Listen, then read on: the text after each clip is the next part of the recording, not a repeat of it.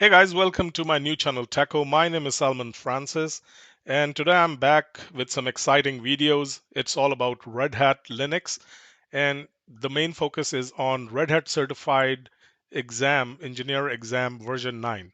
So this is going to be our daily videos, hopefully until we cover complete all of the sample questions, which will help you prepare for the Red Hat Certified Engineering Exam version 9, RHEL 9. And for that, I have already set up a lab, and today's video is going to be focused on how you can set up your very own lab at your home. But before I start this video, I would like to take a moment and show you my new channel, Tekco, and please do subscribe, please do like. All the videos will be posted here, newer videos, and I'm not going to post newer videos on my older channel, Linux King. So that being said, let's continue our discussion about setting up the lab. Okay, for our scenario, as per our scenario, we will take three Red Hat machines. One is going to be our server, the main controller node. The other is node 1 and node 2. And I have already set up uh, the connection with these machines. If you go to my etc hosts file, you can see that node 1 is there, node 2 is there, and so they can ping each other, name based and IP based. So they have the connection. Okay, once we have this connection, what we need to do is we need to make sure that we can SSH into these machines from our server machine. So to do that, I have already created a user called Tekco. You can see in this, and we will use Tekco user for our all the configuration and setting up the lab. Okay, so this user exists on all the three nodes.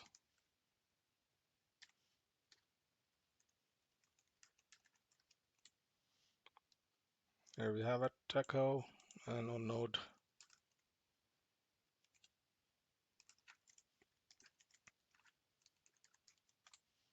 Okay, so Tekco is available. It exists on all the three nodes. Okay, once that's done, what we need to do is we need to SSH with user Tekco at node 1. And right now you can see it's asking for the password. With the password, we can of course log in, but we need a passwordless authentication. So for that purpose, we need to first generate the SSH key on our main server. So SSH key gen, and yes, we'll take all the defaults, and the key has been generated. So if we go into our home directory of our user, we will see right now nothing exists, only the hidden files are there. So I just need to remove this. So if we go into this SSH directory, we can see that we have ID RSA, which is a private key, and ID RSA pub, which is a public key. Okay, once this is done, we can just SSH copy this ID to Tekco at node 1. We need to provide the password first time. And now this is done. Then we will do the same for Tekco node 2.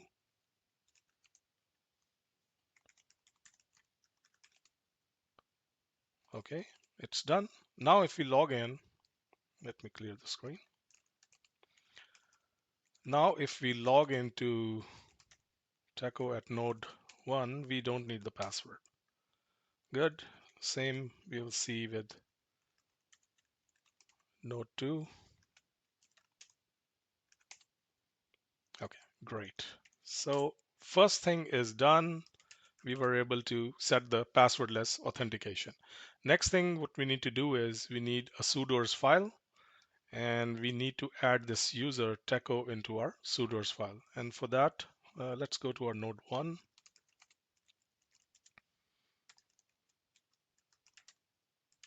sudoers.d directory, we will create Tekco, and we will use Tekco all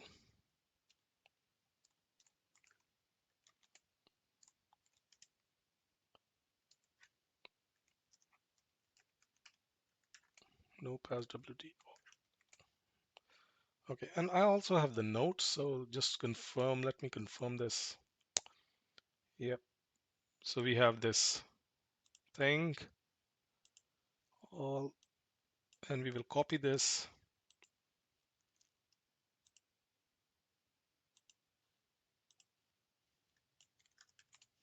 and do the same in node 2.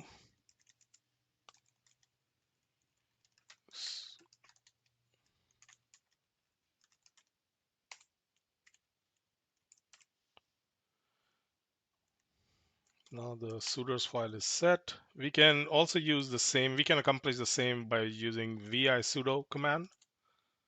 And over here we can, just under the root, we can add the same thing what we did in the, but the proper way is to do it in a separate file. Okay, so in our server, we just create the same.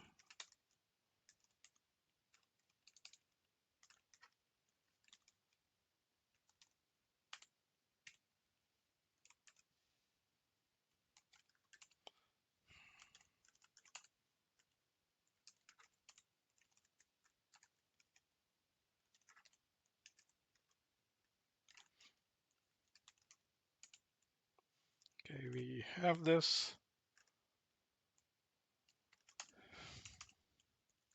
Switching user back to Tekco.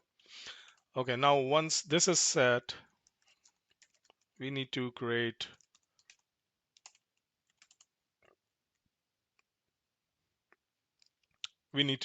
one directory. We will call it Ansible, and we will do all our configuration in this directory. Right now it's empty. Okay, but before we set up the configuration file of Ansible, we need to download Ansible. So dnf install Ansible core.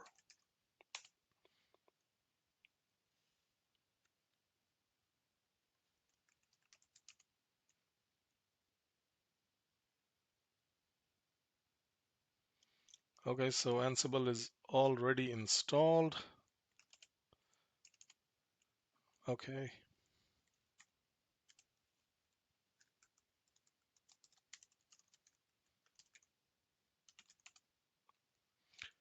Yep.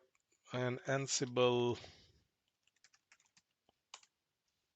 version is 2.14.9, and at the moment you can see the configuration file lies in etc ansible ansible.cfg, but we don't want to use this configuration file. We will create our own configuration file.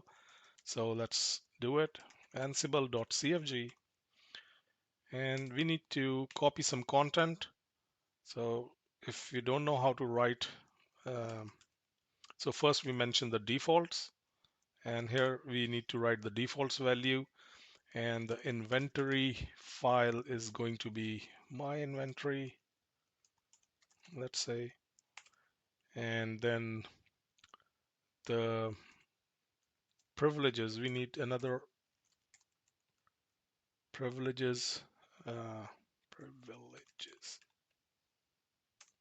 dictionary, and become equals true, true. And also we need, okay, let me check.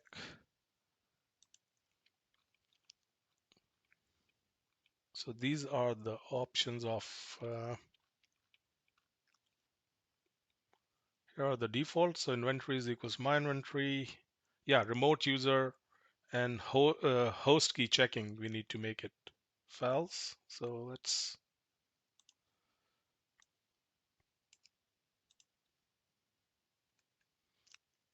remote user. That's really important because our remote user is Tekco, then host key checking, we need to make sure it's false.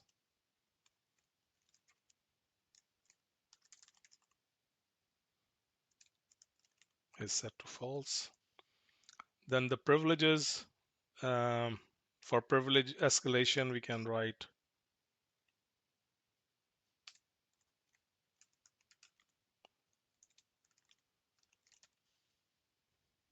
become is equals to true, root is equals to, oh, become user is equals to root.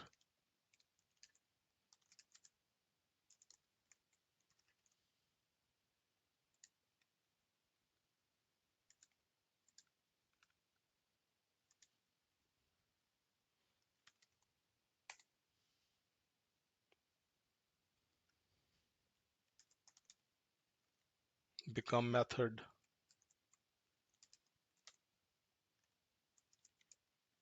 sudo.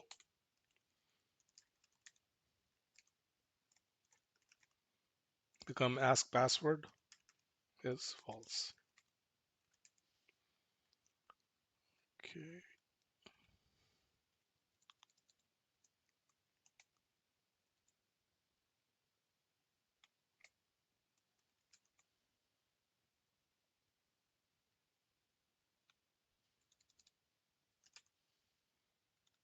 This is fine. First cap. Okay, once this is done, what we need to do is our basic inventory, like the configuration file is set up.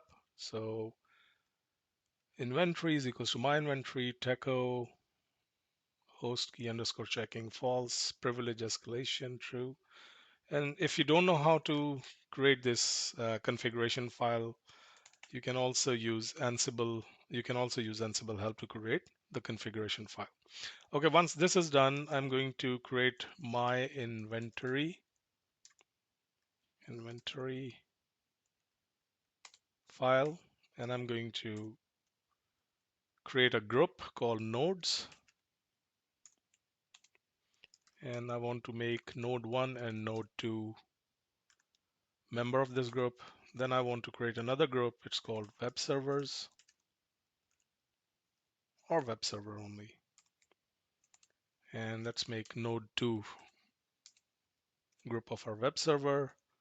Then I want to create another group called DB database, and node 1 will be member of this group.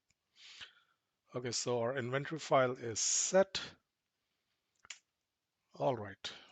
Now, one important thing before, okay, let's test this if the this inventory is working and our all setup is complete. So we need to run an ad hoc command uh, from our server or the controller node, and we will use Ansible all an inventory file. You don't need to mention the with -i because you have already set up in the defaults in the Ansible configuration that your inventory is my inventory file. And the module which I'm going to use is ping.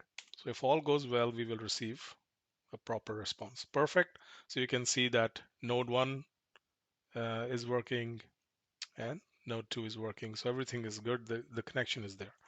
Okay. And if you know that while working with Ansible, you need to use YAML files.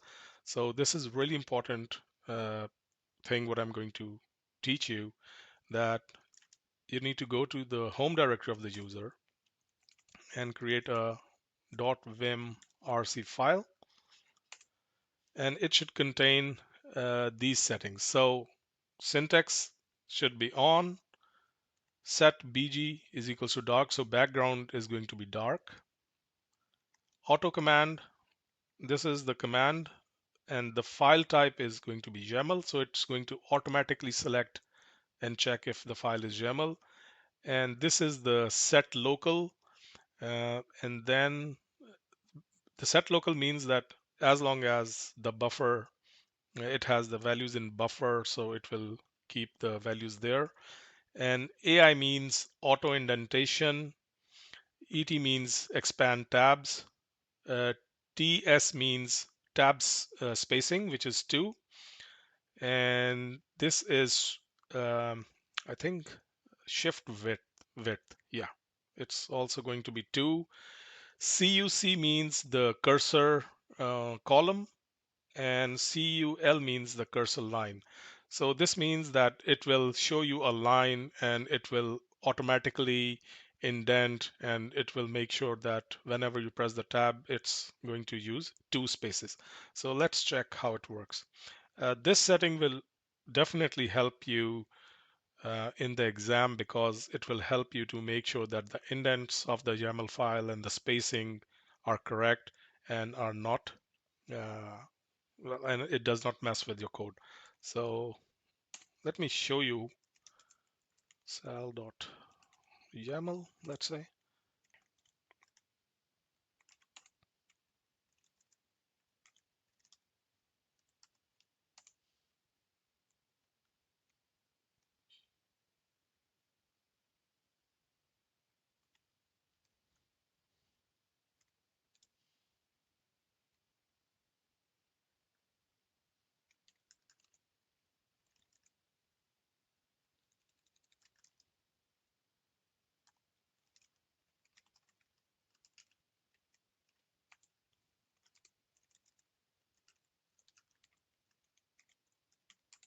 Yep, now it's working. If we type like tab space, you can see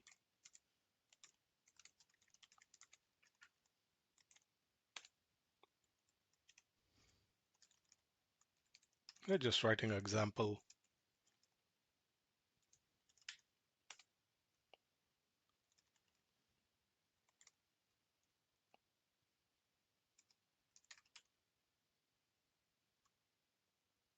And let's say if you write another play,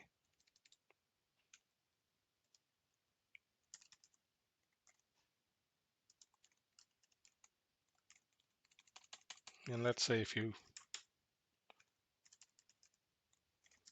make a mistake, now you can see that this is the CUL, like the cursor line.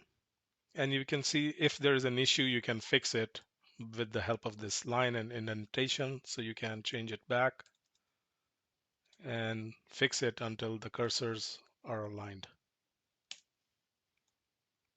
Here you go. So guys, this setting is very important. I'm not going to save this file. So I hope you have a good understanding how to set up the lab. So our lab is set up now. And now after setting up this lab, we will move to the questions, the sample questions, which usually come in Red Hat Certified Engineering exam. And thank you for viewing, and see you in our next video. Until then, goodbye.